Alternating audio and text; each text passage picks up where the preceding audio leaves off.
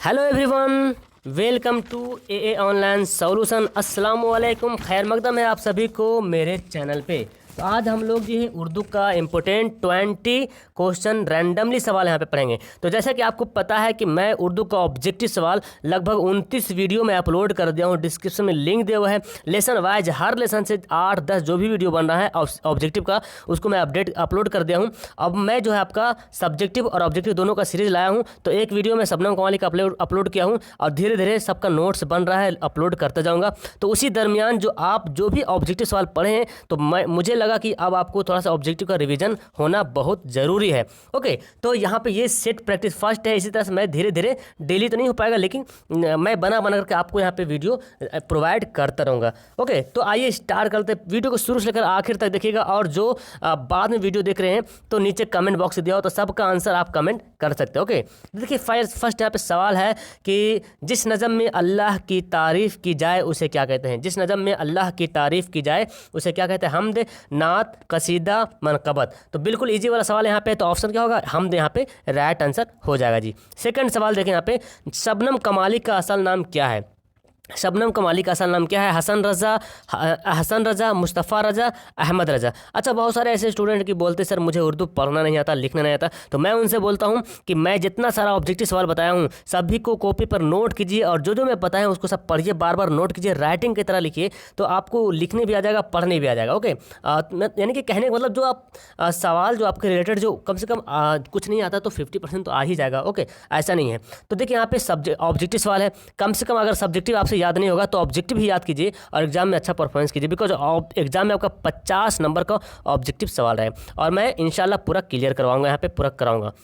तो शबनम कमाली का असल नाम क्या है, मुस्तफ़ा रज़ा। ऑप्शन हमारा सी यहाँ पे राइट होगा। चलिए नेक्स्ट यहाँ पे तीसरा सवाल है, सुहेल अजीम आबादी की वफ़ात कब हुई। सुहेल अजीम आबादी की वफ़ात कब हुई। 1980 में, 1981 में, 82 में, 83 में। तो तीन का यहाँ पे राइट होगा। 1980 में सुहेल अजीम आबादी की इंतकाल 1980 में सुहेल अजीम आबादी की वफ़ात हुई है। ओके, तो याद रखना है यहाँ पे 1980 याद है, ठीक है। और इंपॉर्टेंट सवाल, इतना सारा सवाल है, देखिए ऐसा नहीं कि सारा सवाल आएगा, लेकिन कौन सा सवाल आएगा पता नहीं। तो आपको यहाँ पे रैंडमली आपको क्या करना पड़ेगा, यहाँ पे यानी कि सेट प्रैक्टिस करते रहना जो भी है। और जैसे ही आपके एग्जाम के करीब आएंगे तो जो भी 50 क्वेश्चन 60 क्वेश्चन का फिर मैं सेट करूँगा। फिलहाल अभी मैं 20-20 क्वेश्चन करके आपको यहाँ पे प्रोवाइड कर रहा हूँ। वीडियो अच्छा लगेगा तो लाइक जरूर कीजिएगा, और चैनल पे पहली बार अगर आए हैं तो जल्दी से सब्सक्राइब कर लीजिए। ओके, यहाँ पे सारा कुछ प्रोवाइड कराया जा रहा है, पूरी तरह से यहाँ पे आपको तैयारी कराई जा रही है। नेक्स्ट है, सुहेल अजीम आबादी की पैदाइश कहाँ हुई है। गया, पटना, खुसरूपुर, मुजफ्फरपुर। तो सुहेल अजीम आबादी की पैदाइश कहाँ हुई है। 4 का यहाँ पे राइट आंसर होगा। ऑप्शन नंबर बी, पटना में सुहेल अजीम आबादी की पैदाइश हुई है।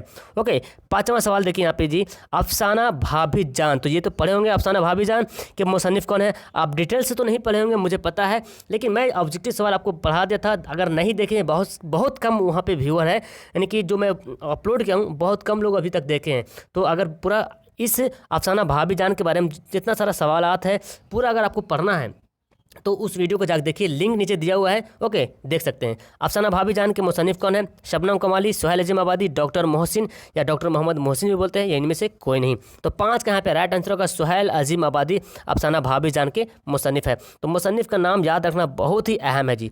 नेक्स्ट है, सर सैयद अहमद खां का मदफून कहाँ हुआ, यानी कि दफन कहाँ हुआ। ओके, दिल्ली में, अलीगढ़ में, लखनऊ में, हैदराबाद में। तो क्या राइट आंसर होगा, इसका राइट आंसर जो होगा ऑप्शन 6 का बी यहाँ पे राइट होगा, अलीगढ़ में। सर सैयद अहमद खान का मदफून कहाँ हुआ, अलीगढ़ में। ओके, 7वां सवाल देखिए जी।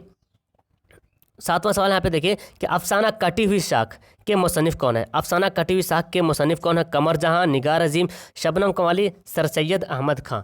तो कटी हुई साख के मुसन्निफ यानी कि तख्लीक़कार कौन है, इसके लिखने वाला कौन है। 7 का यहाँ पे राइट आंसर होगा, कमर जहां जो है इसके तख्लीक़कार है अफसाना कटी हुई साख। ओके, बहुत इंपॉर्टेंट सवाल ये। नेक्स्ट है देखिए 8वां सवाल है, ग्लोबल वार्मिंग कैसा मसला है। ग्लोबल वार्मिंग कैसा मसला है, मुनासिब मसला है या तो फिर खुशगवार मसला है या तो संगीन या तो मोतदिल। तो ग्लोबल वार्मिंग जो है संगीन मसला है। बहुत इंपॉर्टेंट सवाल, ये हमेशा देखने को मिलता है एग्जाम में। आई थिंक पिछले एग्जाम में भी ये देखने को मिला है ये सवाल। तो जितना सारा सवाल है उर्दू का सब इंपॉर्टेंट यहाँ पे फिलहाल है। भीमराव की शादी किससे हुई थी। भीमराव की शादी किससे हुई थी। रामाबाई, रीताबाई, मुन्नीबाई, कुर्तीबाई। तो भीमराव की शादी किससे हुई थी? 9 का यहाँ पे राइट आंसर होगा ऑप्शन हमारा ए, रामाबाई के साथ हुई थी भीमराव की शादी। तो फिलहाल आपको पता है जी नेटवर्क बहुत काफ़ी प्रॉब्लम कर रहा, तो जैसे ही नेटवर्क ठीक ठाक हो जाता है नेटवर्क के लिए, तो मैं आपको ऑनलाइन लाइव के एज ए लाइव ग्रुप में स्टार्ट करूँगा, आपसे वहाँ पे चैटिंग कर पाऊँगा। लेकिन अभी यहाँ पे प्रीमियर चल रहा है, मैं आपसे यहाँ पे बात नहीं कर पाऊँगा। आप जो लाइव चैट में जो कमेंट दिख रहा है सभी को वहाँ पे कमेंट कीजिए आंसर को, और जो बाद में देख रहे हैं वो भी कमेंट कर सकते हैं। ओके, तो मैं प्रीमियर इसलिए लगा दिया ताकि सभी लोग यहाँ पे आ जाए, एक बार आंसर दें तो लगेगा कि हाँ हम क्यूज कर रहे हैं, प्रैक्टिस कर रहे हैं। ऐसे तो 1 बाय 1 देखेंगे तो पता नहीं चलेगा, लेकिन एक साथ जब आप लाइव करेंगे आंसर देंगे तो लगेगा हाँ हम एक दूसरे से कंपीट कर रहे हैं, कंपटीशन कर रहे हैं इसलिए। और जैसे ही नेटवर्क सही हो जाता है तो आपके लिए लाइव क्लास भी लाऊंगा। नेक्स्ट है अब्दुल मगनी की पैदाइश कब हुई? 1932 में, 1933 में, 1934 में, 1935 में अब्दुल मगनी की पैदाइश कब हुई थी? तो 10 का यहाँ पे राइट आंसर होगा ऑप्शन हमारा सी यहाँ पे राइट होगा। 1934 में अब्दुल मगनी की पैदाइश हुई थी। ये जितना सवाल आप देख रहे सवाल देख रहे हैं सभी सवाल उसमें मेंशन किया हुआ, जो पढ़ दिए होंगे तो आई थिंक 20 में 20 तो आ जाएगा उनका। आपके निसाब की निसाबी किताब का नाम क्या है, यानी कि जो आपकी क्लास में जो किताब का नाम उसका नाम क्या है? शाय अदब, दरख्शां दोम, रोशनी कहकशां। तो देखिए आपके निसाब में 2 किताबें दरख्शां है और रोशनी दोनों है। तो फिलहाल यहाँ पे आंसर आप जो टिक आउट करेंगे दरख्शां आंसर टिक आउट करें। ओके, दरख्शां यहाँ पे ज़्यादा टिक आउट करें, बिकॉज सवालात जो आपको ज़्यादा से ज़्यादा दरख्शां से मिलता है। तो यहाँ पे जो है ना ऑप्शन हमारा बी यहाँ पे राइट हो जाएगा। 12वां सवाल देखिए, सर सैयद अहमद खां कहाँ पैदा हुए? सर सैयद अहमद खां कहाँ पैदा हुए? आगरा में, दिल्ली में, अलीगढ़ में, लखनऊ में। सर सैयद अहमद खां कहाँ पैदा हुए? तो इसका 12 का राइट आंसर होगा ऑप्शन हमारा बी यहाँ पे राइट होगा। दिल्ली में सर सैयद अहमद खां की पैदाइश हुई थी। वीडियो को पूरा देखिए, लास्ट में बहुत अच्छा एक अनाउंस करने वाला हूँ, आप लोग के लिए ही फायदा होगा। तीसरा सवाल है, 13 नंबर है, चांद किसका तवाफ करता है? चांद किसका तवाफ करता है? ज़मीन का, सूरज का, मुश्तरी का या अतारा का? तो आपको पता है ये तो साइंस का सवाल है भी है कि चांद किसका तवाफ करता है। तो फटाफट यहाँ पे आंसर दीजिए। 13 का आंसर होगा चांद जो है ज़मीन का तवाफ करता है। ओके, चलिए 14 नंबर सवाल है, गालिब की वालिदा का क्या नाम है? बहुत इंपॉर्टेंट सवाल है और ये भी सवाल बहुत बार देखने को मिलता है, और मैं 100% कहता हूँ कि ये जो 2020 में एग्जाम हुआ था इसमें भी ये सवाल आया हुआ था, गालिब की वालिदा का नाम क्या है? मेहरुन्निसा बेगम, अजीज़ुन्निसा बेगम, सॉरी इज़्ज़तुन्निसा बेगम, असमतुन्निसा बेगम, कोई नहीं। तो इसका जो राइट आंसर होगा इज़्ज़तुन्निसा बेगम। ऑप्शन यहाँ पे 14 का क्या होगा? बी यहाँ पे राइट आंसर हो जाएगा जी। ओके, 15 नंबर सवाल देखिए, मिर्ज़ा गालिब की वफ़ात कब हुई? मैं थोड़ा बड़ा करता हूँ, है ना। मिर्ज़ा गालिब की वफ़ात कब हुई? तो यहाँ देखिए 1868 में, 1869 में, 1870 में, 1887 में मिर्ज़ा गालिब की पैदाइश कब हुई? तो 15 नंबर सवाल का यहाँ पे राइट आंसर क्या होगा? ऑप्शन हमारा बी, 1869 में मिर्ज़ा गालिब की वफ़ात हुई है। ओके, समझ में आ रहा है आपको? 1869 में मिर्ज़ा गालिब की वफ़ात हुई है। 16 नंबर सवाल देखिए, निदा फ़ाज़ली की पैदाइश कहाँ हुई थी? निदा फ़ाज़ली की पैदाइश कहाँ हुई? दिल्ली में, ग्वालियर में, लखनऊ में या जयपुर में? तो 16 का क्या आंसर होगा? 16 का आंसर यहाँ पे बी यहाँ पे राइट होगा। निदा फ़ाज़ली की पैदाइश ग्वालियर में हुई थी। और जितना सारा मुसन्निफ़ का नाम है जो लिखे हैं, गज़ल लिखे हैं, नज़म लिखे हैं, अफसाना लिखे हैं, आप तो उन सभी के मुसन्निफ़ का नाम याद कर लीजिए। ओके, बहुत इंपॉर्टेंट है, मेरा सारा वीडियो में दिया हुआ है, आप अगर उसको याद कर रहे होंगे तो बेहतर आपका उर्दू का एग्ज़ाम जाएगा। चलिए नेक्स्ट सवाल यहाँ पे देखने को मिल रहा है जी, 17 नंबर है, गालिब शायरी में पहले क्या तखल्लुस इस्तेमाल करते हैं? छूट गया पे, गालिब शायरी में पहले क्या तखल्लुस इस्तेमाल करते हैं? तखल्लुस बोलते हैं जी जो शेर होते हैं, जो शायर होते हैं वो अपना शेर के लास्ट में अपना छोटा सा नाम का इस्तेमाल करते हैं, उसको क्या बोलते हैं? तखल्लुस। तो गालिब ये भी तखल्लुस ही है, गालिब है, गालिब भी एक तखल्लुस है, लेकिन गालिब अपने नाम से पहले जो शुरू में गालिब इस्तेमाल नहीं करते थे, शुरू में क्या इस्तेमाल करते थे? तो आंसर यहाँ पे डी, यहाँ पे असद। असद यहाँ पे राइट आंसर होगा, बिकॉज गालिब का पूरा नाम क्या? असदुल्ला खां गालिब। तो पहले जो है ना वो असद का इस्तेमाल करते थे, फिर जब उनको पता चला कि असद के नाम से किसी और कोई और यूज कर रहे इस्तेमाल कर रहे हैं तो वो फिर गालिब इस्तेमाल करने लगे। ओके, तो फिलहाल पहला इनका तखल्लुस असद है, बाद में गालिब है। ओके, समझ गए आप। 18वां सवाल देखिए, गज़ल के आखिरी शेर को क्या कहते हैं? बहुत इंपॉर्टेंट सवाल है ये, जो 2020 में एग्जाम हुआ था इसमें आया था गज़ल के आखिरी शेर को क्या कहते हैं, और सेकंड सिटी में आया था कि गज़ल के पहले शेर को क्या कहते हैं। बहुत इंपॉर्टेंट सवाल है और मेरे ख्याल से 1-2 बार इसको पढ़ लीजिएगा तो फिर भूलेंगे नहीं। गज़ल के आखिरी शेर को क्या कहते हैं? मक्ता, मतला, रदीफ़ या हुस्न तलब? तो गज़ल के आखिरी शेर को कहते हैं जी, ऑप्शन हमारा मक्ता होगा। क्या होगा? मक्ता। गज़ल के आखिरी शेर को मक्ता कहते हैं और गज़ल के पहले शेर को मतला कहते हैं। याद कर लेना, गज़ल के पहले शेर को मतला कहते हैं। चलिए 19वां सवाल देखिए, आपको दिख रहा है, दर्ज झेल में से कौन सा लफ्ज़ मुज़क्कर है? मुज़क्कर कौन सा लफ्ज़ है? नेमत, अजान, नमाज, हज। देखिए मुज़क्कर मुअन्नस कैसे पहचानेंगे? तो आप इस वर्ड को जुमला में इस्तेमाल करके कोशिश कीजिए। तो जैसे कि खुद मैं उसकी नात पढ़ रहा हूँ। ओके, आपकी नात अच्छी है तो की लग गया है तो ये क्या होगा, मोनस हो गया। अजान हो रही बोलते, हो रहा नहीं बोलते, ठीक है। मैंने नमाज पढ़ ली या नमाज हो रही है, क्या बोलते हैं, नमाज हो रही है, नमाज हो रहा नहीं बोलते।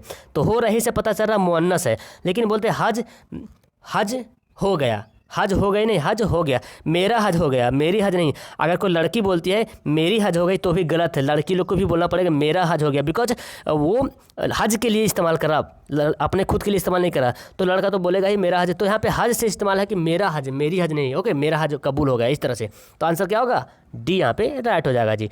और 20वां सवाल देखिए, अकबर की जमा क्या है। तो जैसे जैसे मैं वीडियो देख रहा हूँ, जो मैं आपका सब्जेक्टिव का जो वीडियो आपको प्रोवाइड कर रहा हूँ, उसमें वाहिद जमा 4 5 अजीद इजदाद मुजक्कर मोनस भी आपको प्रोवाइड कर रहा हूँ, ताकि उसी तरह से आप धीरे धीरे याद करते जाओ। अकबर की जमा क्या है, कबूर, अकाबिर, अकबार, कोई नहीं। तो अकबर की जमा क्या है, अकाबिर, यहाँ पे क्या होगा, राइट आंसर हो जाएगा। तो इस तरह से आपका 20 सवाल क्लियर हो गया।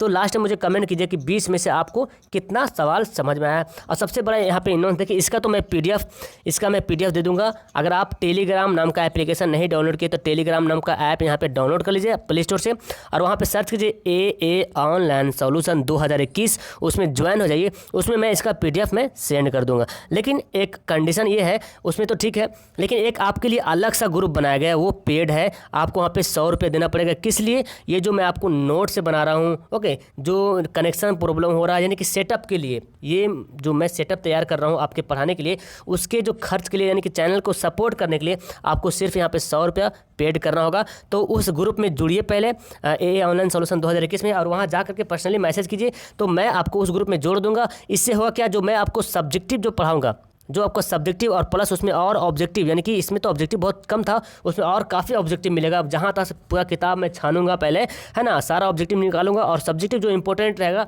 इंपॉर्टेंट सब्जेक्टिव, फालतू का सब्जेक्टिव नहीं डालूंगा, इंपॉर्टेंट सब्जेक्टिव मैं डालूंगा, ताकि वो गेस भी बन जाए और आपको एग्जाम में काम भी आ जाए। तो उसका मैं PDF उस ग्रुप में डालूंगा। साइंस का PDF, सोशल साइंस का PDF, हिंदी का PDF, इंग्लिश का PDF, इंपॉर्टेंट सवाल का वहाँ पे सब्जेक्टिव ऑब्जेक्टिव सब का PDF वहाँ पे डालूंगा। हैंड राइटिंग नोट्स भी आपको वहाँ पे मिलेंगे। तो इसीलिए मैं आपसे सिर्फ 100 रुपये ले रहा हूँ। आई थिंक ये काफ़ी है, यानी कि ज़्यादा मनी नहीं है। बहुत सारे चैनल ऐसा है जो 500 रुपया ले रहे हैं और पेड कर रहे हैं, अलग से इस ग्रुप में जोड़ रहे हैं। तो बहुत सारा ऐसा ग्रुप है, मैं जानता हूँ। तो आपको सिर्फ यहाँ पे 100 रुपये देना होगा। तो अगर आप इस ग्रुप में जुड़ना चाहते हैं तो जल्दी से टेलीग्राम में जाकर के मेरे पास पर्सनली मैसेज करिएगा, मैं आपको वहाँ पे जोड़ दूँगा, ठीक है। आपको वहाँ पे पे फ़ोन से या तो फिर गूगल पे से पैसा 100 रुपया पे करके आपको मेरे पास जो है स्क्रीनशॉट भेजना पड़ेगा। तो चलिए, ज़्यादा बात नहीं करना है। आपको ये वीडियो कैसे लगी, अच्छी लगी तो नीचे लाइक का बटन दिया और लाइक कर दीजिए, और सब्सक्राइब जरूर कीजिएगा, ओके। तो चलिए, मिलता हूँ मैं आपको नेक्स्ट वीडियो में। That's all, thank you everyone, खुदा हाफिज़।